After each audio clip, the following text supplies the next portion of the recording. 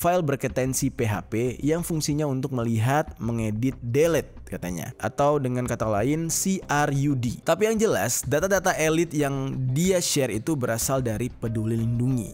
Dikabarkan kalau GTA 6 ini bakal membuat karakter wanita. Dan ternyata ini terbukti dari hasil kebocoran tersebut. Yo geng!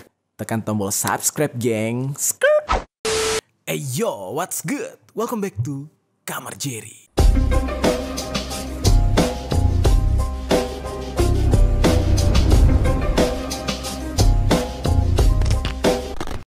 Oke, kita hari ini akan membahas sebuah...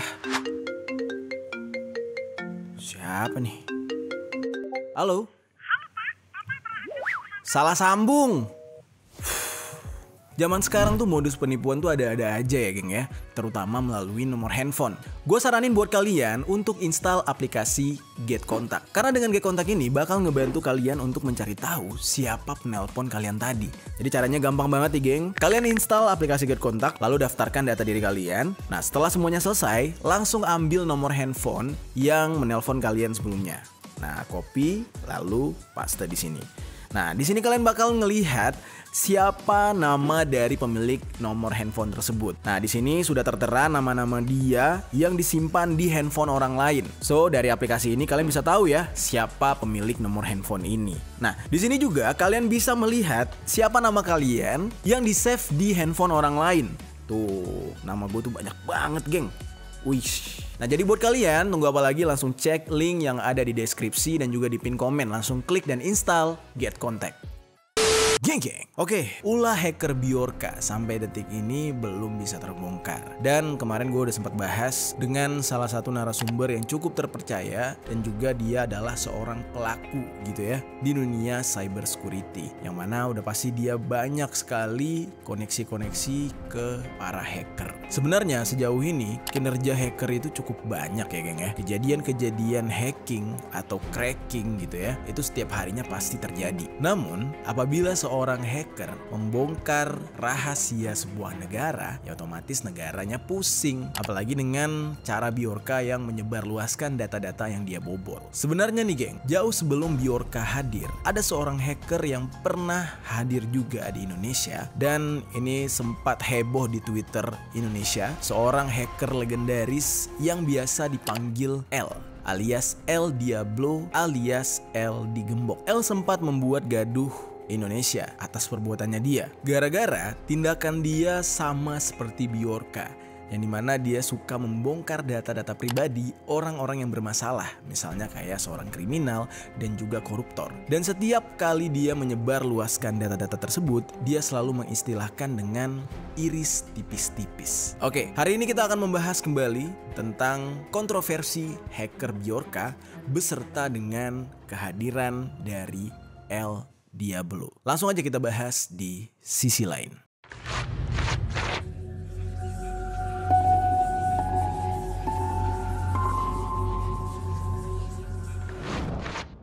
Sejauh ini Bjorka belum ada update lagi geng. Belum ada berita yang membicarakan tentang aksi Bjorka dalam membongkar data-data milik pemerintah serta milik masyarakat Indonesia. Tiba-tiba muncullah hacker legendaris yang dulunya pernah muncul namun sempat menghilang, yang bernama L. L ini mengaku sebagai anggota tim Sanusi. Nah, di saat awal-awal L ini muncul dan menghebohkan jagat maya Indonesia, berkali-kali akun Twitter L ini ditangguhkan oleh Twitter alias disuspend. Ini sama kejadiannya kayak kemunculan Bjorka, dan dia akan selalu kembali dengan akun-akun yang lain. Nah, L ini tidak ragu untuk menguliti serta mengekspos data-data pribadi orang-orang yang sedang bermasalah di Indonesia seperti koruptor dan kriminal. Dan seperti layaknya Bjorka, entah dari mana info yang didapatkan oleh L ini, tapi semua data-data yang dia sebarkan selalu akurat, geng. Dan rata-rata orang-orang yang dia iris tipis-tipis atau dia sebarkan data pribadinya akhirnya menerima penindakan oleh aparat berwenang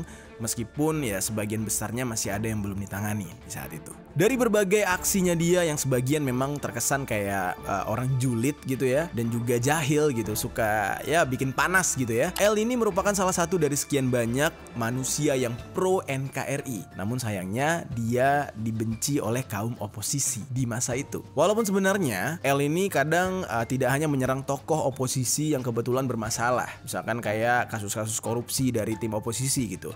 Tapi beberapa kali L ini juga menyerang tokoh-tokoh pemerintah dan juga BUMN yang dia anggap melenceng gitu. Langsung dia bongkar. Memang terdengar rada aneh ya, tapi ini mungkin aja sebuah kebetulan. Jadi di awal-awal kemunculan Bjorka, L sempat menghilang. Akun Twitter L yang lama itu tidak pernah update lagi, dan lalu tiba-tiba akun tersebut hilang dengan menampilkan status "This account doesn't exist". Jadi akunnya itu udah dihapus gitu, geng. Sampai akhirnya L pun diisukan telah meninggal dunia. Ya tapi ini kan isu yang kabar angin yang belum tentu kebenarannya. Toh sosoknya aja atau siapa orangnya kita tidak tahu gitu. Nah, sebagian orang percaya, sebagian orang bersedih, sebagian orang lagi ya menganggap ini hanya sebuah berita fake.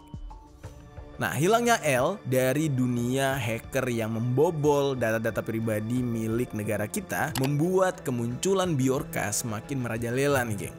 Jadi Bjorka ini nggak ada lawannya, nggak ada tandingannya, atau mungkin nggak ada temennya gitu ya. Jadi satu-satunya yang benar-benar berani membongkar serta menyebarluaskan data-data pribadi milik pemerintah serta masyarakat untuk saat ini hanyalah Bjorka, yang membuat aparat dan pemerintah negara kita jadi kewalahan mencari tahu siapa orang ini. Sampai-sampai banyak netizen yang menganggap kalau pemerintah tuh membuat skenario orang-orang yang ditangkap itu hanya korban bayaran. Contoh kayak korban Madiun kemarin, terus juga yang dari Cirebon katanya itu dibayar supaya seolah-olah ada tindakan penangkapan gitu. Tapi ya pada akhirnya kan kebongkar juga. Yang Cirebon ini memang ternyata dia punya jejak digital di salah satu forum terlarang gitu ya, namanya Raid Forum. Terus juga yang satunya lagi memang benar ada kerjasama dengan Bjorka dengan menjual akun Telegram. Ya otomatis yang kedetek alamat dan nomor HP-nya dia gitu kan. Nah jadi di sini tidak ada indikasi drama sih kalau menurut gua, tapi ini pure dua orang ini teridentifikasi tuh bersalah gitu. Ada kesalahan lah dari mereka gitu, geng.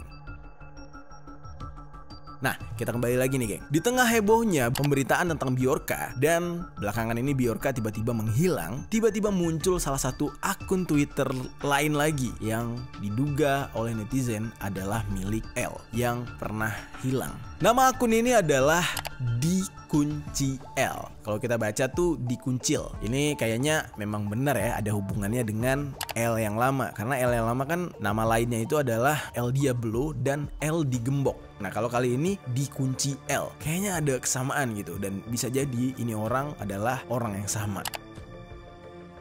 Harapan netizen, L ini dengan akun barunya Dikunci L akan bisa mencari tahu siapa Bjorka. Atau justru netizen berharap Bjorka akan dibantu oleh L untuk berkolaborasi membongkar semua kebobrokan serta sistem yang salah dari negara kita. Namun, dari beberapa orang netizen yang dulunya memang mengikuti akun Twitternya L, mereka mengatakan kayaknya ada sedikit perbedaan gitu ya antara Dikunci L ini dengan L Digembok yang zaman dulu. Karena gaya bahasa gaya penulisannya itu agak sedikit berbeda gitu. Karena kalau zaman dulu L ini biasanya meledak-ledak ya. Cara ngetiknya itu kayak emang orangnya usil banget gitu. Nah, namun kalau yang sekarang terkesan agak kalem. Dan akhirnya banyak sekali isu-isu yang mengatakan kalau ini mungkin orang yang berbeda, atau justru ini orang yang sama tapi memang karakternya sekarang udah beda, atau justru ini adalah teman setimnya L yang akhirnya turun tangan gitu. Namun, apapun yang dianggap oleh netizen, akun L ini alias akun Dikunci L ini telah memberikan beberapa jawaban atas pertanyaan mengenai Bjorka, geng. Walaupun anehnya gitu ya, L ini terkesan tidak terlalu menganggap penting apa yang dilakukan oleh Bjorka di Indonesia. Sejauh ini, setelah beberapa hari L muncul di Twitter, dari beberapa cuitannya L, orang-orang menganggap seperti ada kesamaan antara L dan Bjorka. Jadi dicurigai kalau mereka ini kemungkinan orang yang sama. Jadi kayak sebenarnya Bjorka itu adalah L juga. Jadi kayak Bjorka ini menghentikan akun lamanya untuk nge-tweet dan dia mencoba menjadi sosok L untuk saat ini. Dalam beberapa cuitan Twitternya L atau dikunci L ini, dia menyatakan bahwa data Bjorka yang dia peroleh itu dari celah keamanan data pada aplikasi Peduli Lindungi katanya. Kalau kita agak mundur ke belakang ya, dulu L ini dalam versi akun Twitter L digembok itu pernah berkali-kali memberi peringatan kepada pemerintah kita tentang lemahnya keamanan data dalam aplikasi Peduli Lindungi. Jadi ini agak sedikit nyambung nih geng ya, yang dimana pada zaman dahulu ketika akunnya masih L digembok, dia tuh sempat memperingatkan pemerintah tentang lemahnya keamanan data dalam aplikasi Peduli Lindungi. Nah, untuk saat sekarang ini, L yang bernama dikunci L ini justru membuat pernyataan bahwa data-data yang disebarkan oleh Bjorka adalah data dari aplikasi Peduli Lindungi. Ini agak sedikit nyambung nih geng. Dan ulah Bjorka yang terang-terangan mengumbar data hasil hackingnya tersebut itu seakan-akan membuktikan peringatan L di zaman dulu ketika akunnya L digembok itu valid gitu ya terhadap pemerintah. Jadi dia udah lama memperingatkan pemerintah soal kelemahan dari keamanan data di aplikasi Peduli Lindungi, dan akhirnya sekarang terbukti gitu ya, data itu bocor. Ya tapi terbuktinya maksudnya dalam anggapan si L ini geng. Nah di sini ada salah satu tweetnya L, gue bacain ya. Dia bilang gini, nih I kasih tahu ya, yang di SS Bjorka kemarin itu dia nunjukin adminer. Adminer itu semacam file berketensi PHP yang fungsinya untuk melihat, mengedit, delete katanya, atau dengan kata lain CRUD. Tapi yang jelas data-data elit yang dia share itu berasal dari Peduli Lindungi, dan I dari dulu udah ngewanti-wanti Peduli Lindungi, kata L di akunnya yang bernama dikunci L. Di saat itu kenapa L hanya memperingatkan pemerintah? Kenapa dia tidak membuktikan sendiri kalau akun Peduli Lindungi itu memang rentan sekali untuk dihack? Nah ternyata menurut L, kalau dulu dia yang ngeretas dan membuktikan kelemahan dari aplikasi Peduli Lindungi, ya tentu di saat itu dia bakal diburu aparat pemerintah dan menjadi musuh negara. Padahal mungkin niatnya ya dia untuk nunjukin aja buktinya kalau itu emang lemah. Ya pemerintah kita sudah diberitahukan oleh L di saat itu tapi tidak peduli gitu ya. Ya akhirnya tidak terlindungi ya nggak sih?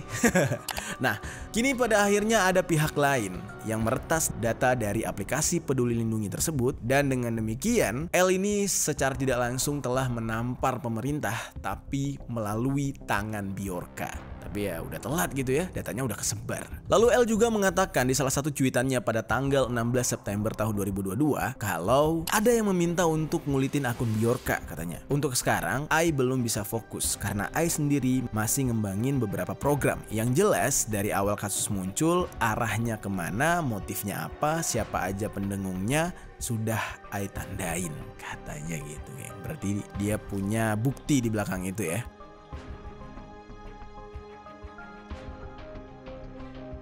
Dan juga pada tanggal 17 September tahun 2022, L ini membuat sebuah tweet kayak gini. Dikasih ilmu berlimpah ruah, tetap aja I nggak bisa dapetin dia. Nah, di sini agak aneh ya. Tiba-tiba si L ini mengakui kalau dia agak kesulitan menemukan yang namanya Bjorka. Jangan-jangan ada sesuatu atau konspirasi di dalam kasus ini, geng. Banyak orang yang mengira kalau L ini sebenarnya ada hubungannya dengan Bjorka. L yang dimaksud adalah L yang zaman dulu, yaitu L digembok dan juga L dikunci L. Tapi lebih spesifiknya lagi, kemungkinan kalau Bjorka ini sebenarnya adalah tangan kanan atau anggotanya dari L. Atau kalimat dia mengatakan kalau dia tidak bisa menemukan Bjorka itu hanya untuk menyembunyikan jejak kalau dialah Bjorka yang sebenarnya. Sekarang kita coba mundur sedikit ya. Kita melihat sebuah kasus yang berhubungan dengan kasus ini, yaitu kemunculan sebuah akun Instagram yang bernama Vault Anonym, yang sekarang tiba-tiba mendadak menghilang karena dia salah tuduh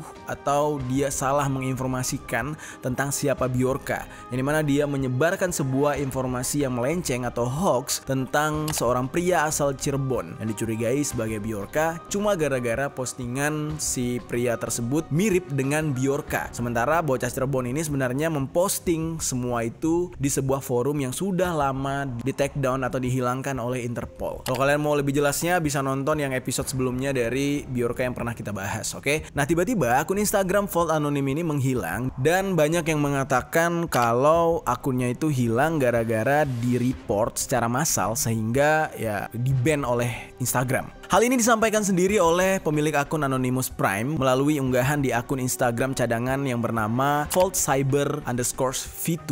Jadi di sini dia tulis, akun saya Vault Anonym hilang karena di-report massal dan ini menandakan sebuah awal ketakutan akan kebenaran yang akan terbongkar, katanya. Ini belum berakhir, saya masih tetap dan menetapkan Muhammad Said Fikri ikut andil dalam menyebarkan data penduduk dan data tersebut juga sama telah diambil oleh Bjorka. Kalau di sini agak nyambung ya dengan pembahasan kita bersama Putra Aji di podcast kemarin, yang dimana Putra Aji udah bilang kalau data yang disebarkan oleh Bjorka ini merupakan data yang sebenarnya dia comot dari orang lain juga. Bisa jadi dia beli atau dia curi, ya nggak sih? Ya, yang membuat Bjorka ini akhirnya bermasalah gitu ya dengan pemerintah kita adalah dia memberikan data sampel. Nah, data sampel itu sendiri mirip banget dengan data yang dimiliki oleh Muhammad Said Fikri tersebut, yang dimana dia sempat menyebarkan data ini di sebuah forum yang gue katakan telah dihilangkan oleh Interpol tadi. Nah, bisa jadi sebenarnya Bjorka ini menyebarkan data yang sama dengan Said Fikri karena dia nggak mau rugi dengan data-data yang dia miliki yang tujuannya buat dijual gitu kan. Nah, makanya dia kasih data sampel yang sebenarnya itu cuma data yang dia ambil dari si Said Fikri ini. Jadi dalam hal ini gue salut banget ya, shout out buat Putra Aji. Ternyata tebak-tebakan Anda tipis-tipis nih ya, agak kena ya. Ini lama-lama netizen jadi curiga nih, siapa Putra Aji dan ada hubungan apa Putra Aji dengan si Bjorka ini, ya nggak sih? Tapi ketika gue bertemu dengan Putra Aji, gue bisa memastikan kalau dia tidak ada hubungannya dengan kasus ini, geng. Karena memang ini orang benar-benar seorang white hat hacker. Oke, lalu di sini si Vault Anonym ini juga melanjutkan kalimatnya ya. Dia bilang gini, dan untuk Bjorka, ini hanya awal. Negara saya bukan ajang bisnis Anda, katanya. Jika saya dilaporkan atas pencemaran nama baik atas Muhammad Said Fikri, akan saya tunggu, katanya. Saya masih di negara ini dan saya mempunyai cukup bukti kuat, kata dia. Jadi si Vault Anonym ini nggak kabur, nggak menghilang, dia malah nantang balik, geng. Kalau dia dilaporkan sebagai pencemaran nama baik, gitu kan. Lalu, Bjorka, masyarakat kita masih kurang belajar sehingga mereka menyebut Anda sebagai pahlawan rakyat kecil, tapi seorang pahlawan tidak akan menjual apa yang dia bela. Wah, masuk akal juga nih ya kata-kata dari Vault Anonym ini. Hanya orang bodoh saja menyerahkan identitas diri sendiri untuk diperjualbelikan atas nama bisnis dan tetap memanggil Anda pahlawan. Kata-katanya Vault Anonym ini sebenarnya bagus, geng. Terus dia bilang lagi, Anda menghabiskan seluruh Bitcoin Anda hanya untuk membeli data di deep web dan seolah-olah Anda memang meretasnya sendiri. Dan untuk mengembalikan Bitcoin Anda kembali, Anda menjual data penduduk Indonesia. Dan untuk Polres Cirebon Kota, Anda adalah tombak hukum, katanya. Jika Anda menginginkan bukti, apa yang sudah saya tampilkan sudah menjadi bukti kuat. Ingat, mereka tidak bekerja sendiri. Wow, berarti rame nih yang namanya Bjorka. Nah, terus dia bilang lagi, dengan terkuaknya salah satu tim mereka yang ikut andil menyebarkan data penduduk, maka saya dianggap sebagai ancaman bahaya bagi mereka, katanya. Saya akan berusaha melindungi data penduduk semampu saya meskipun saya bekerja sendiri. Dan untuk netizen Indonesia, think smart more than your smartphone. Nih kata-kata yang sering gue gunain buat ngebalas bulian netizen nih. Think smart more than your smartphone. Terus dia bilang salam Anonymous Prime. Oke, keren sih. Lalu nih geng ya, sebuah akun Twitter bernama TNG2R1696, dimana dia di sini meluapkan kekesalannya kepada Vault Anonym. Terlihat di bio-nya gitu ya, ada sebuah tulisan, saya percaya pada dunia di mana semua hal ini bisa terjadi, bahkan jika saya harus melakukannya sendiri, katanya gitu. Nah, lalu pada tanggal 15 September tahun 2022, TNG2R ini mengatakan sedang menunggu Vault Anonym yang menghilang dari planet ini. Saya akan selalu menunggu kedatanganmu yang katanya akan menyentuh Bjorka. Dan ini dia posting bersamaan dengan sebuah gambar kucing yang sedang tidur memegang smartphone. Lalu dia juga mengatakan di tweetnya lagi, @VaultAnonym, kenapa dihapus komentar saya 9 jam yang lalu? Baiklah, akan saya tunjukkan cara menjadi orang bangsat yang sebenarnya, katanya. 3 kali 24 jam Anda tidak mempunyai itikat baik terhadap orang yang Anda fitnah. Saya sendiri yang akan membongkar identitas Anda dari Anda lahir hingga sekarang. Sambil memposting tangkapan layar komentar dia yang dihapus oleh Vault Anonym, yang dimana komentar ini bertuliskan, tidak perlu koar-koar untuk membuktikan Anda itu memang layak diakui. Sini nak, om ajarin jadi orang bangsat yang benar. Malu sama yang sudah vakum. Tutup sana akunmu. Malu nak. di belakang layar banyak denengotnya hacker lagi lihat pansos kamu ini. Lalu dia buat dengan hashtag Save Bjorka, Save Opposite 6890, suara rakyat. Gokil. Di sini udah terjadi perang hacker nih, geng ya. Perang orang-orang yang berada di balik layar peretas. Aduh, jujur gue menunggu banget sini ya. Siapa sih sebenarnya Bjorka nih? Gokil juga gitu sepak terjangnya gitu ya. Sekarang kita beranjak ke KPK nih, geng ya. Lagi-lagi pemerintah kita akhirnya menunjukkan rasa takut dan ketar-ketir ya akan kehadiran hacker Bjorka ini. Ini terjadi kepada KPK yang takut menjadi target berikutnya atas peretasan data yang dilakukan oleh hacker Bjorka. Di sini, Wakil Ketua Komisi Pemberantasan Korupsi atau KPK yang bernama Nurul Gufron memohon doa dari masyarakat. Jadi dia bilang gini, seandainya disasar, mudah-mudahan KPK mampu menangkalnya. Wis, pakai penangkal nih. Nah, dia bilang mohon doanya, katanya gitu. Nah, dan di sini Nurul Gufron ini memastikan bahwa sampai saat ini data KPK belum mengalami peretasan oleh hacker Bjorka. Ya, alhamdulillah gitu ya. Aib-aibnya dan data-data pentingnya belum dibongkar oleh Bjorka ya. Semoga bisa dijaga gitu ya.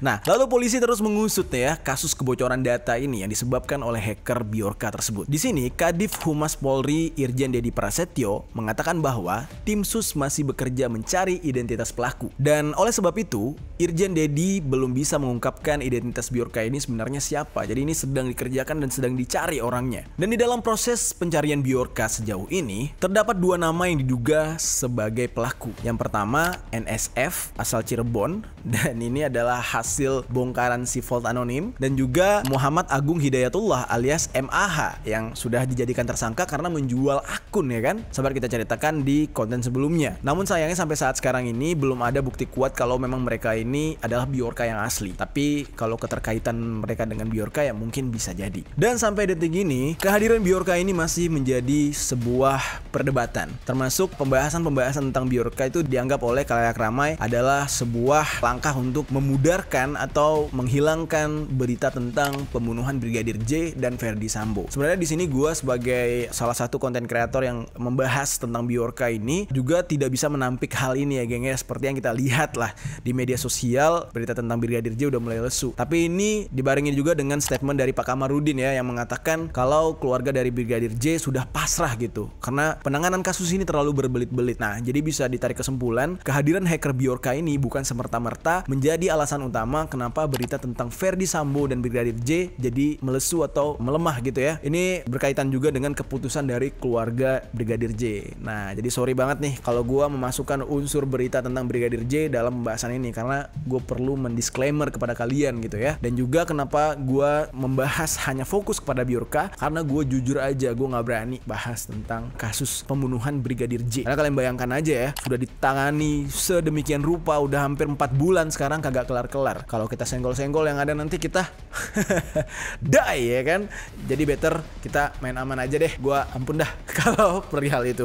Oke, kita lanjut lagi nih geng ya. Ini ada sebuah berita yang cukup menarik tentang dunia hacker nih, masih tentang dunia hacker dan ini baru saja terjadi gitu ya. Ini tentang kebocoran data GTA 6 gara-gara diretas atau dihack oleh seorang hacker yang bernama Lapsus pakai dolar. Oke, ini kayaknya menarik juga nih untuk kita bahas. Langsung aja kita bahas tentang kasus yang satu ini.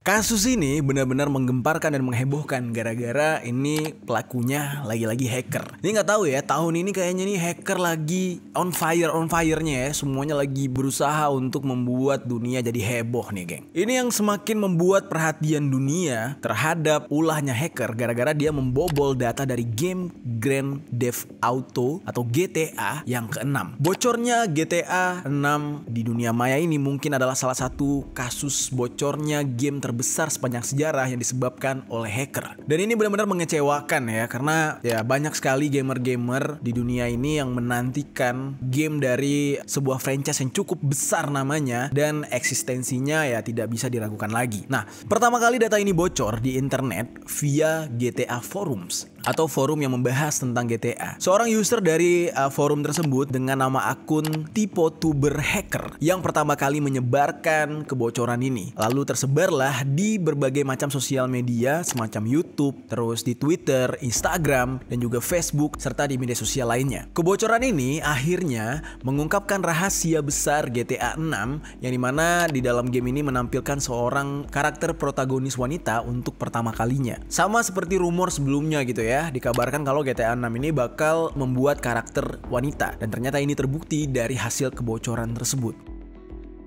Lalu selain itu juga, akhirnya gara-gara kebocoran ini ya orang bisa tahu ya bagaimana gameplay dari GTA 6 ini nantinya, karena udah tersebar luas. Dan gak tanggung-tanggung ya, kebocoran ini itu benar-benar banyak banget, yaitu GTA 6 yang bocor mencapai 90 video yang total kapasitasnya itu berukuran 3 GB. Dengan kebocoran sebanyak itu sudah sangat cukup ya buat orang-orang di seluruh dunia mengetahui bagaimana game ini nantinya ketika rilis gitu kan. Dan apa yang dilakukan oleh hacker ini benar-benar mengecewakan karena hilangnya rasa penasaran orang-orang yang menantikan game yang satu ini. Padahal pihak Rockstar sebagai rumah produksi sudah menyiapkan game ini selama bertahun-tahun dan akan menjadi sebuah kejutan untuk para penggemarnya di tahun 2003 sampai 2004 nanti. Kebocoran data GTA 6 ini diduga didalangi oleh seorang hacker yang bernama Tipotuber Hacker, yang mana dia ini tidak hanya membocorkan data yang memuat video gameplay, tapi dia juga membocorkan open source dari game open world yang sangat laris ini. Nah, lalu melalui media sosial Twitter, Rockstar akhirnya mengakui dan membenarkan kalau memang data yang bocor di media sosial ini adalah data dari game yang sedang mereka kembangkan.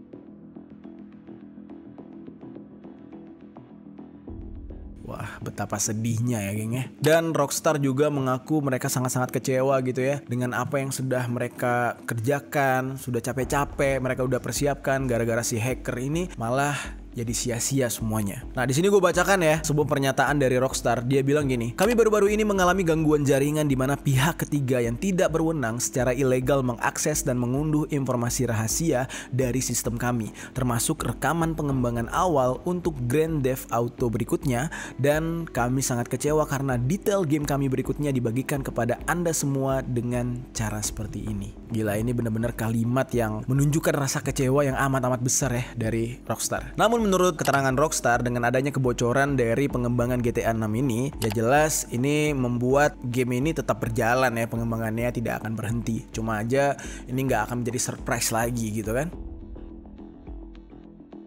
Lalu nih geng ya, atas kebocoran ini benar-benar ditangani dengan sangat serius oleh pihak Amerika Serikat, yang dimana di sini FBI mulai menyelidiki kasus bocornya game GTA 6 ini. Dan tidak mengherankan jika Rockstar Games akan benar-benar mengejar dalang di balik bocornya GTA 6, dan ya mereka sampai harus menurunkan FBI ya gitu kan. Dan menurut laporan dari Eurogamer, kasus peretasan yang menyebabkan bocornya GTA 6 ini sampai-sampai mengundang perhatian pihak berwajib setempat. Dan seperti yang gue katakan tadi, FBI akhirnya ya turun tangan dan mulai menyelidiki kebocoran ini. Nah, dan dugaan sementara siapa dibalik pemilik akun Tipotuber Hacker ini? Nah, ini banyak yang mengisukan kalau ini adalah kelompok hacker yang sama dengan yang pernah meretas situsnya Uber. Dan perusahaan tersebut mengatakan juga ya, sekarang mereka sudah bekerja sama dengan FBI dan Departemen Kehakiman Amerika Serikat saat mereka melacak peretas dan organisasi para hacker ini. Dan berbagai laporan yang sudah masuk ke pihak kepolisian, termasuk juga dukungan dari pihak Uber sebagai mantan korban ya, mereka udah pernah jadi korban juga ya. Mereka mengatakan kalau kelompok hacker ini dinamakan dengan Lepsus. Nah, jadi peretas dari bocornya game GTA 6 ini tergabung ke dalam kelompok hacker yang bernama Lepsus. Namun ada hal yang menarik nih geng ya. Pemimpin dari Lepsus ini adalah seorang anak kecil yang umurnya baru 16 tahun dan dia ini adalah seorang penyandang autisme. Gokil nggak tuh? Nah, paling gokilnya lagi adalah hampir semua target Lepsus merupakan perusahaan teknologi ternama seperti Samsung, Microsoft, Ubisoft, Nvidia, serta Okta. Dan hampir semua kasus Lepsus berhasil mencuri data data rahasia perusahaan seperti source code yang kemudian dibocorkan ke internet. Kayak menarik banget ya untuk next episode kita bahas tentang hacker Lapsus ini, geng. Ya, ini menarik banget nih. Oke, nah salah satu kejadian yang pernah dilakukan oleh Lapsus ini terjadi pada bulan Maret tahun 2022, di mana kelompok Lapsus ini mengambil source code dari Samsung setelah meretas Nvidia gitu ya. Dan alhasil pihak yang berwenang berhasil menangkap para peretas ini atau para hacker ini, yang dimana di saat itu sangat mengagetkan ya. Mereka semua masih berumur 16 sampai 22 tahun. Dan berkaca dari hal ini, berkaca dari kasus tersebut gitu kan, apa yang terjadi dengan GTA 6 ini ya kemungkinan besar dilakukan oleh kelompok yang sama, yaitu sekelompok hacker anak kecil yang dipayungi oleh sebuah nama organisasi yaitu Lapsus.